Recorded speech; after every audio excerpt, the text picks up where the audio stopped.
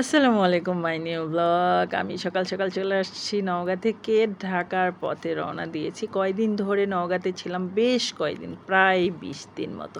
মনে হচ্ছে সব কিছু ঢাকা শহরের অচেনা অচেনা দেখব, ভুলেই গেছি। বগুড়া আসার পর ধুম বৃষ্টি। এই বৃষ্টির মধ্যে আমি এনজয় করছি খুব বেশি।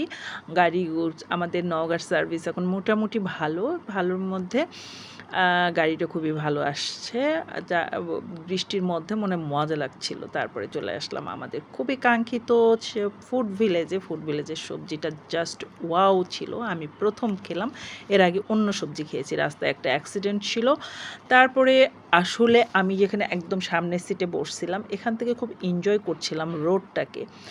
তারপর ওখান থেকে যতটা দেখা যায় সুন্দর, ততটা আসলে আমি ধারণ করতে পারিনি হয়তোবা, কিন্তু খুব সুন্দর লাগছিল। এটা তো সবারই চেনা সেতু, যমুনা সেতু পার হচ্ছিলাম।